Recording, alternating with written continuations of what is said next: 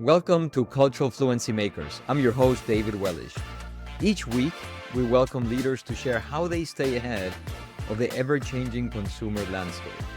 With today's cultural transformation, top brands need to understand diverse consumer segments from Gen Z, Hispanic, and LGBTQ+ to gamers, wine enthusiasts, and basketball fanatics in Iowa.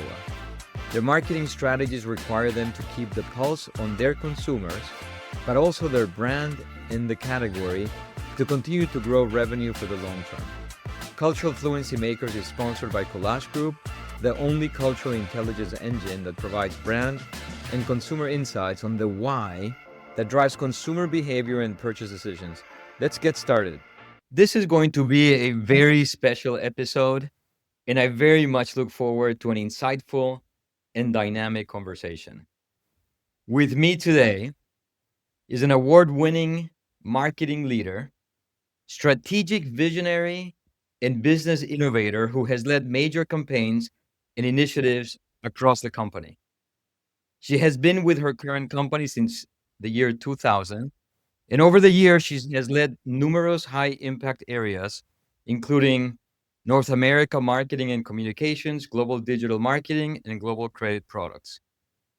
She's also had an impressive career on the advertising agency side, working on strategy and execution for major brands in various industries, such as packaged goods, travel, consumer electronics, and financial services. And in addition, she's deeply involved in her community, serving as an executive director for the Advertising Club of New York. She's on the board of directors for the Ronald McDonald House of New York, the Crohn's and Colitis Foundation in Westchester, and Women in Payments. She is the executive vice president of global brand strategy and innovation at MasterCard. Cheryl Guerin, welcome to the show. It's so great to have you. Thank you so much. I'm happy to be here. And wow, what a confidence booster that little intro was. Thank you for that. That was really nice. Well, I know that our audience and I am very excited to learn from you today. So why don't we just get started? So over the past decade, Cheryl, there has been a significant demographic shift in this country. And maybe starting with this question, how has that impact your approach to marketing? What's different? And I know you guys are doing a ton in this space, so it'd be great to start there. I mean, the truth is, it's a very interesting situation. Of course, we understand the dynamics and the shifts that are happening from a demographic standpoint, but we have a different segmentation approach, and it's all about segmentation around passions. So we call it a passion-based segmentation or strategy. This ensures that no matter who we're talking to, we're focused on what matters to them, what they're passionate about, what they're interested in. And we segment around 10 passion categories, from music to sports to culinary to travel and more. And if you think about it, let's just take one of those passions of music, for instance, and it's one we've invested heavily in. If you think about music, it transcends markets, it transcends cultures. And, we've invested in this experiential marketing around ensuring that people get closer to their passion. And so we struck a partnership with Live Nation, which includes major venues, which includes multiple music festivals as well. The GRAMMYs, the Latin GRAMMYs, most recently Lady Gaga. And we invest around that passion, and we activate and ensure that our cardholders get closer to their passions. So no matter what the demographics, what it comes down to is their passion and what they care about. Cheryl, this is and I've seen it and I know about it, and you guys are very unique in this very powerful and compelling approach. So let me ask you this. So I understand the segmentation scheme. I guess question is, do you feel like does race and ethnicity drive the expression of those passions? Is it different given who you are, or not really, and there's no difference from a marketing tactic perspective? Listen, we understand culture and cultural nuances all around the world. We're a global marketer. And I can give you one example of how execution shifts depending on the culture, the target, et cetera. But, we launched a sonic brand several years ago, recognizing the shift in technology that was happening and the rise of audio channels like podcasts, like what we're doing right now. And we recognize that sometimes our brand won't be able to be seen. And in those cases, it needed to be heard. And we did just create one melody in one music genre. We created a melody that could be then leveraged across multiple music genres, whether that's Latin music, whether that's particular culture in Asia, et cetera. So we have hundreds of these versions of the sonic brand to fit how we execute and who we're targeting, in any execution specifically. And just note that even we have a AI music generator, actually. So on top of those tracks, we can generate new ones using Gen AI as well. So, there's a number of ways we'll adjust. But one thing is we ensure that passion-based portfolio that we activate against is, one of the most diverse set of assets that reach our consumers that we go after, whether that's, Gen Z or whether that's, a different cultural demographic that we're going after.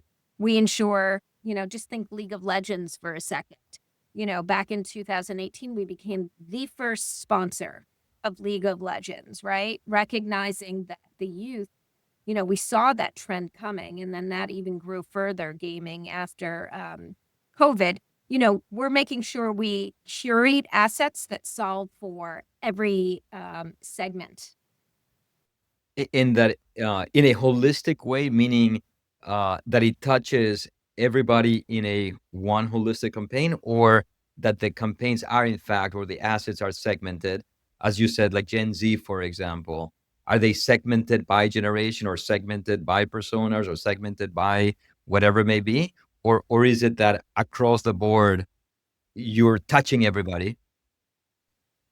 I think across the board, we're touching everybody. We do a little bit of both, right? So we do general campaigns against a particular passion. Like we just had our Lady Gaga program in the US, and we recognize when you get an asset like Lady Gaga, this again transcends cultures, transcends demographics. And we gave people an opportunity to be part of her abracadabra dance video. And so, these 32 cardholders came together, and we're using a campaign that's general.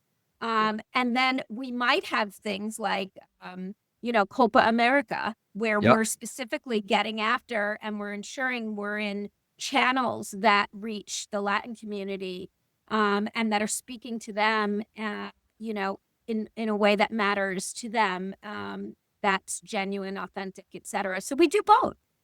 That's that makes sense. And from a, maybe outside MasterCard, I wonder whether you have a perspective as a marketer around the importance of dealing with culture, like and how critical, how important, and how crucial is it for consumer brands and organizations to do this right? There's so many terms, right? There's like inclusive marketing. There's right, like there's so many things around. I wonder what's your perspective? My perspective is, I mean, listen, I work for a global company here, and we execute our campaigns and marketing at a very local level. And that's designed very specifically to ensure that we're connecting on a cultural level. And so it's really important that we're able to do so. Now, if you think about the importance of connecting in culture, again, there's a formula for if I want to reach large scale audiences with a message, there's a formula for doing that, and you spend an awful lot of money. And in this day and age, people's attention spans are significantly reduced. We say like 8 seconds is your attention span, the size of a goldfish, which is crazy. And so if you're going to break through, you have to lean into what matters to people. And so being culturally relevant enables you to do that. You're talking on a level with people and what they care about, and how they want to be talked to and engaged with. Things, you're not disrupting their day, you're actually adding value to it. And if you do that, you get people to talk about you. And so in a highly competitive category, you know, this is really important because we're going to earn media, not just rent media. That's one. And then two, if you're really going to create an emotional connection with people, it has to be culturally relevant. You have to be engaged in an authentic, genuine way. And that's why I believe, this passion strategy works, or any brand should be thinking this way. Again, we're in a world where disruption is not the best experience for consumers. So how do you fit in people's lives? Right? Like, think about this. We have priceless restaurants all around the world. This isn't a traditional set of marketing. This is understanding the passion of culinary and fitting into people's lives in a way that matters to them, where they get to go experience an amazing food experience related to that local culture or that local city. And, and this is how you win the hearts and minds of consumers. Cheryl, I have done many of these episodes. I've talked to many people. I've moderated CMO roundtables. I think this is a unique strategy, this sort of passion based, which I love because it gets to the heart, heart and mind of people, where you can actually move them. What's hard about this? Listen, we have spent a lot of time and money over many years, curating the best possible assets for this. And I think what's hard about this is not, we've been executing on this strategy for many, many years. What's hard about it is reminding ourselves to keep evolving it, keep on top of it, keep watching the trends. And so two examples I already gave you. One was League of Legends, watching that trend and jumping on it. We were the first global sponsor of League of Legends.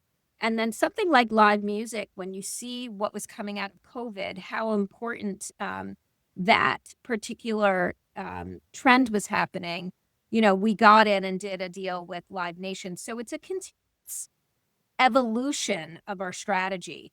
And I should be clear, it's not incremental. We've reduced our media spend and we've gone into more experiential marketing, and that's how we break through. And so, it's not net new budgets. It's not any of that, but it's really the hardest part is just staying that course and continually then evolving. What got us here may not get us there, in the next 10 years. So you keep on top of it and keep evolving, keeping it fresh. I mean, that's great. It seems like consistency generates enormous ROI over time. You talk about trends, and you also talk about, for example, take a passion point, culinary. Um, it seems that research plays a role, an important role, right? Like you talked about identifying the trends, but also ensuring that, I'm assuming, that you understand what a passion point means to different people. Can you talk about what type of insights, or if it's about trends, how do you identify them? There's a couple of ways we stay on top of trends. We are always looking at, you know, primary research, proprietary research we do on passions to understand people, how passions are shifting and changing. And another example is wellness, right? We saw the wellness passion research really rising up over the last couple of years. And so we've either evolved some of our assets, like we just launched a restaurant in China that's all sustainable food, a vegan restaurant, healthy, focused on wellness, or we sponsor the marathon in Japan and also here in New York City, and we have wellness content and experience that we turn the dial up and seeing how important wellness and betterment around yourself. Like, it's always been around shared experiences. The first Priceless commercial was, a father and son at a baseball game. And the Priceless line, and it's one of my favorites, is real conversation with 11-year-old son. Recognizing what that purchase meant, and led to was that real conversation with 11-year-old son, right? Because as our kids get older, they stop talking to us. That's our reality. So that's an insight right there, by the way. Yeah. Understanding what's behind and what's the motivator is really important. But then you're seeing, solo travel, you're seeing betterment, wellness and betterment of yourself. And so we've added those kinds of experiences over the year. So research is paramount. That's one side of it. Yeah. The other side of it is about, real time watching and monitoring trends. And we created our own AI digital marketing engine that we've had for the last couple of years that enables us to both monitor trends and then launch campaigns within 15 minutes, all in one system. And we've gotten so good at it, we've run over 1,000 campaigns that we now can predict trends. We predict the micro trends that are happening. And as passions start rising up, we can actually, connect the right people to the right content and experiences. And so, we're doing both, understanding what passions we need to be in, and then how to activate them, as we watch these trends emerge. That is fantastic. And we'll talk about AI. So, as I mentioned, over the past year, I've moderated a number of roundtables as a cultural intelligence company. We talk to marketers all the time, and I always ask the question. So, how important is it to be culturally relevant in winning hearts and minds of consumers? And obviously, I always get the, of course, 100%. That is what marketing is all about. Can you define, Cheryl, for you? What is cultural relevance? Our term is cultural fluency. What is it for you, and how do you become it in the market? I always talk about this cultural relevance because it's how you break through. And so, if I took it to its, easiest terms level, for me, it equals earned media, right? It's the difference between me paying and for media and renting audiences and audience talking about you because of what you do, how you care about them, what you deliver, to them. And so, this for me, listen, we have a fierce, fierce competitive environment with players in our category, right? Both traditional and new coming in. And in order to break out, it's so funny. You think about like our category that I'm in for a second and how important cultural relevance is, even our, even American Express as an example, they're a bank network. And so they're always going to spend more than us on advertising because they're spending on behalf of banks and they're spending on behalf of network. And then we're always fighting for share amongst the other players. And so, at the end of the day, who's going to win the hearts and minds? And and how do you really differentiate? The ability, when we deliver experiences, it actually grows our stickiness. Sure. It grows our usage, and it grows the brand. And so it's sort of a win-win-win. And so, and being culturally relevant has enabled us to win share. Remember, we're not actually direct to consumer, even though we're a consumer. We have to have a great consumer brand because we franchise it out to all of our issuers, right? We actually run our experiences platform for our banks and our merchants too. And so as a service, so we've gotten so good at this that we actually do this for our customers too. It's part of the benefit of working with MasterCard. But that's because we help them break through as well and be more culturally relevant. And I guess, you could look at it this way. In a category of payments, we could be highly transactional. Yeah. But we really hit on an insight, going back to your point on understanding people, even just, this is now like 27 years ago, that experiences matter more than things. And we were the trendsetter, back then, and that is only grown in resonance.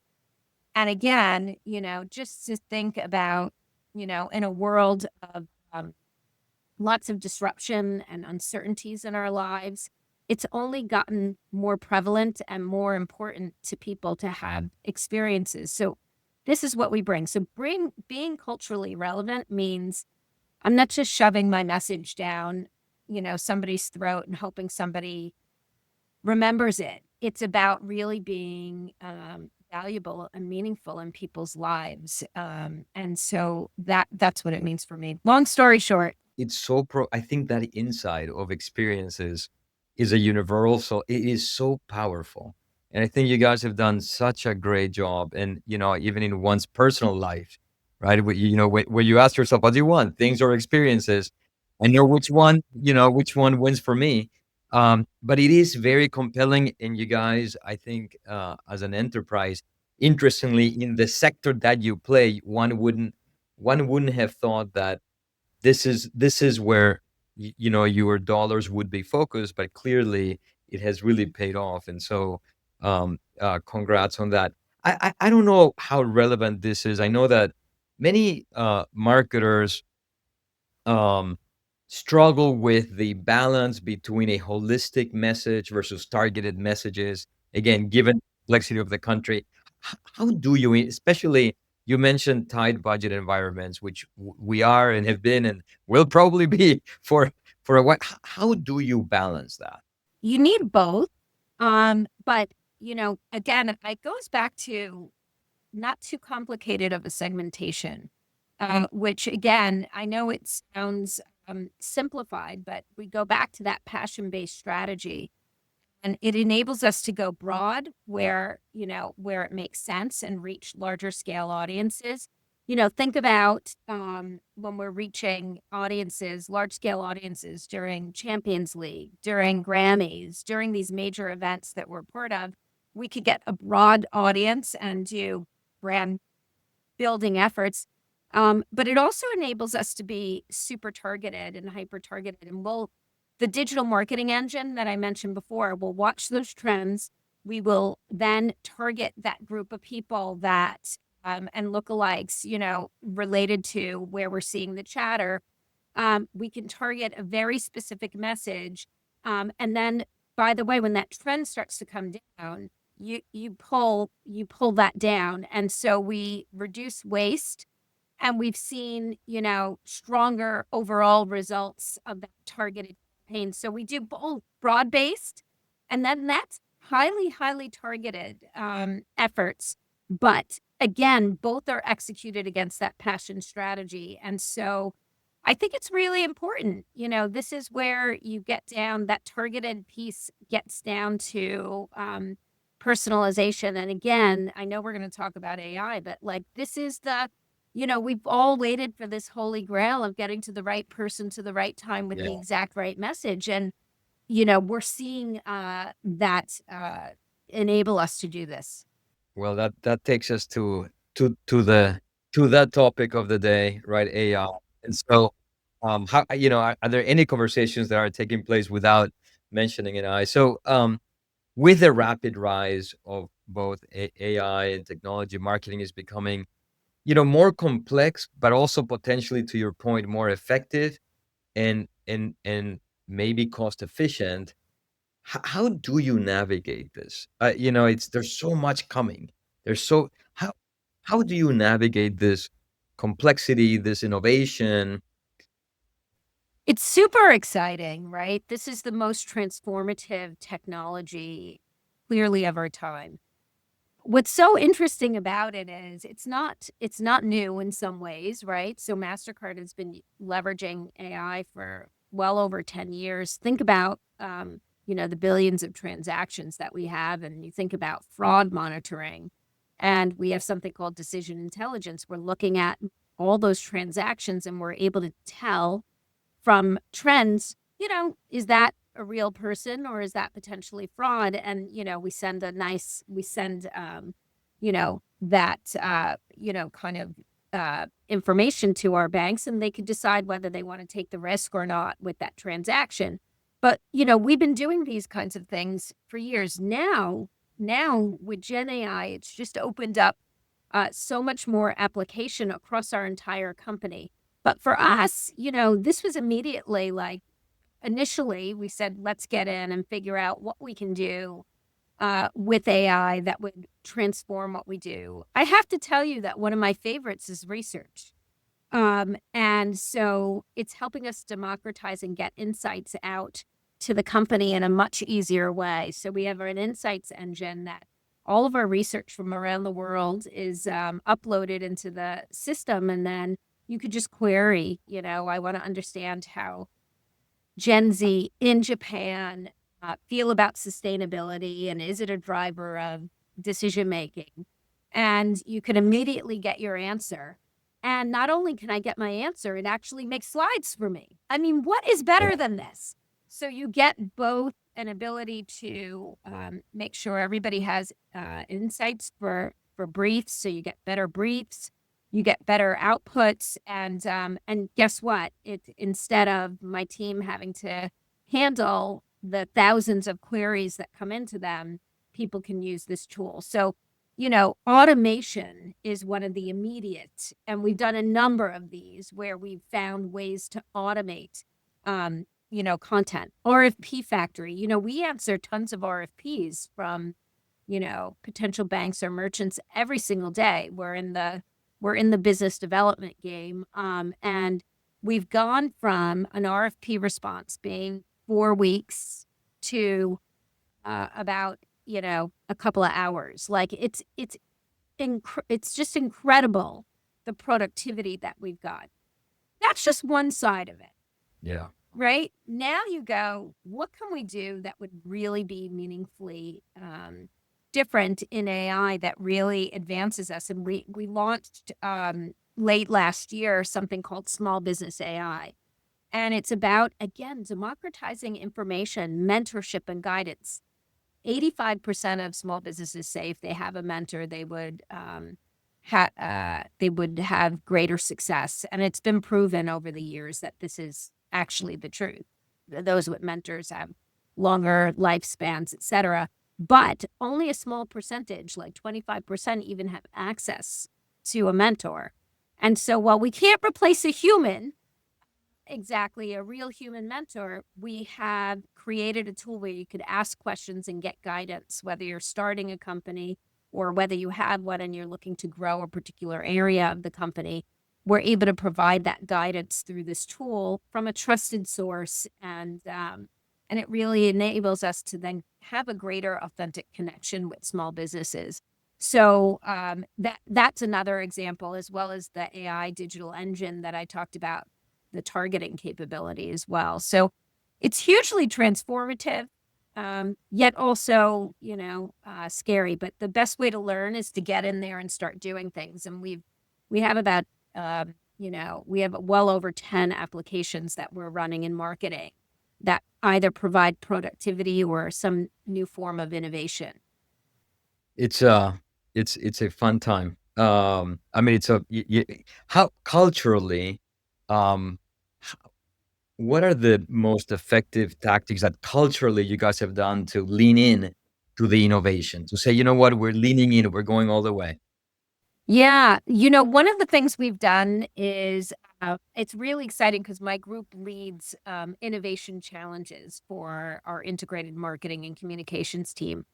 And it really enables people we'll take either a technology or an insight or a particular area we want to attack. And we unleash the entire organization globally on a particular challenge.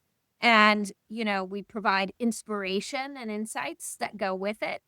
And then we have a process for which we go create a bit of a hackathon. And then we have winners chosen. And so, one of those winners, even a couple of years ago now, was the Artist Accelerator, the MasterCard Artist Accelerator. And this included Gen AI capability for music creation, along with a curriculum and mentorship for those aspiring artists. And so we have this great Artist Accelerator that we do. We put, the artists even into Live Nation live concerts as well after we mentor them. And we use the Gen AI tool not to replace their artistry, but to help accelerate it. And I think this is one of the challenges, sort of the moral challenges and the real challenges for marketing, right? To ensure that we maintain humanity and are using these tools to enhance and live alongside artistry and creativity, not replace it. Phenomenal. Well, congrats on leaning in. We all have to lean in. In fact, at Collage, we're also, I say in the world of AI, data is key. And so we are sitting on enormous amounts of proprietary data. And so we're enabling and innovating and launching different things. One interesting use case is synthetic personas, right? And so because we have seed data, the difference between doing research with that seed data as a persona versus the persona itself. Do you have a point of view by any chance? We're not fully comfortable on this yet, is what I would say. Yep. Open to trying. To trying. This is the key. You have to try things to learn and to determine what to do from there. Like, waiting isn't an option. Like, this is the cultural thing. The point of leaning in, try, see what works, what doesn't work, and help shape the direction that it's going in versus being late to the party. And I find that what's happening by us leaning in is, what's awesome is I have a particular group that does innovation specifically, and they're focused on that. But a lot of this AI innovation that we have that's coming out, it's coming out from every group now. And so, this is what happens when it becomes culturally comfortable and, and or uncomfortable to wait, right? So it's people feel safe to go in. And so my point of view on anything is we should try things and see how they work and get an opinion before we shoot them down. Fantastic. Well, listen, Cheryl, thank you for such great kernels of insight on the business side. So we've learned from you. Now we want to spend a few minutes learning about you. And so just a couple of questions. What inspires you? What motivates you? It's always people. It's always people. And I think both my team, right? So, watching everybody thrive, when they're learning, and when you create a safe environment for them to learn, and then watching everybody thrive and grow, to me, this is, what inspires me every day to come in to watch this now. That's my internal inspiration. My external inspiration is, things like, I started the Stand Up to Cancer partnership that we've now had for over 15 years that has generated $70 million in donations to cancer research and has saved lives. It's led to FDA drugs.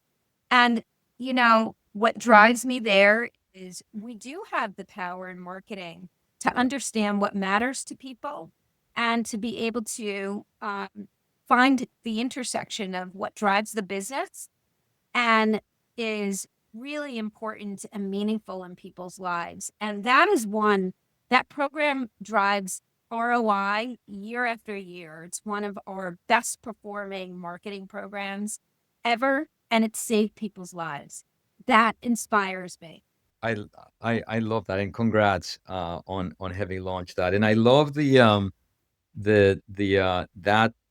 unique definition, within marketing. It's a luxury. It's a luxury. We know so much about people.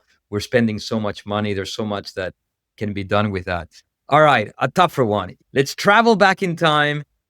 for you only a couple years ago and give your 20-year-old self advice, what would it be?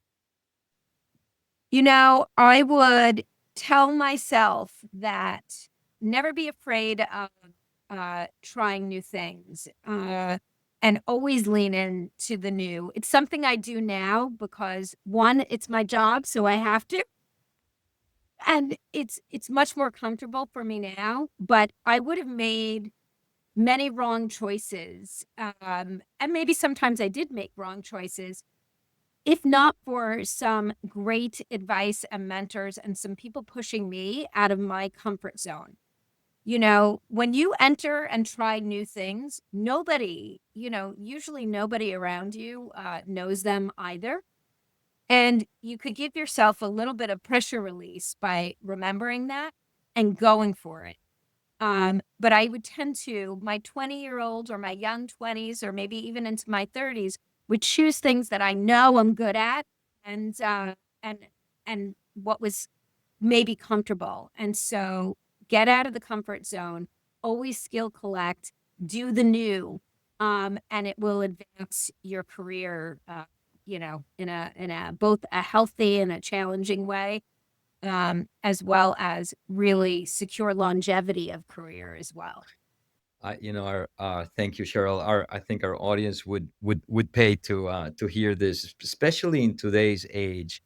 There's almost no choice, right? There's no choice. Like you, right? Like you must go. And I think for our 20-year-old selves, I think the benefit is that no one knows more, right? Like everybody, that's a huge opportunity for the young, right, like the younger audiences, is that they're at the forefront and they should be, right, they should be innovating and learning and becoming the experts. Last question of the session. What do you do for fun? Do you have time for it, and what do you do for fun? Oh, yes. We'll see. Now I'm a fairly recent empty nester. And so, traveling, going out, trying new restaurants. So, this is newfound fun. My husband and I are having a great time. And I just traveled, I just came back from Aruba we went with 6 couples. And so, and I'm already planning my next 2 trips. And so, travel, travel, travel, and lots of freedom to enjoy your passions. And this I'm doing. So I may even pick up a few more hobbies, which is my next thing that I have to do, which frankly I put off, due to busyness with career and kids. But boy, we're having a lot of fun. It's a great time. So that's advice too. For all the years I worried about what it was going to be like when my kids grew up and what would I do? It is literally it is a fantastic time in my life. So, well, congrats, Cheryl. I'm on my year 3 of that stage, and when we dropped our youngest off to college, we did a trip as a hooray to where your son is for spring break to Greece. But I couldn't agree with you more. It's a nice change. It's an interesting shift. Well, listen, Cheryl, I couldn't thank you enough for spending the time with me today and with our audience, and thank you for all your kernels of wisdom and being candid and sharing of yourself. And so really, really appreciate it. Thank you so much. It's been a pleasure, as always, talking with you. Thank you to the audience. Thank you for listening. And this has been another exciting episode of Cultural Fluency Makers. See you next time. That's a wrap on another episode of Cultural Fluency Makers. Thank you for joining us. Please share your comments and what you would like to hear more about. Be as specific as possible. For show notes and more, please visit culturalfluencymakers.com. This show is proudly sponsored by Collage Group, unleashing the power of cultural intelligence to fuel brand growth. Please follow Collage Group on LinkedIn, and we will see you next week.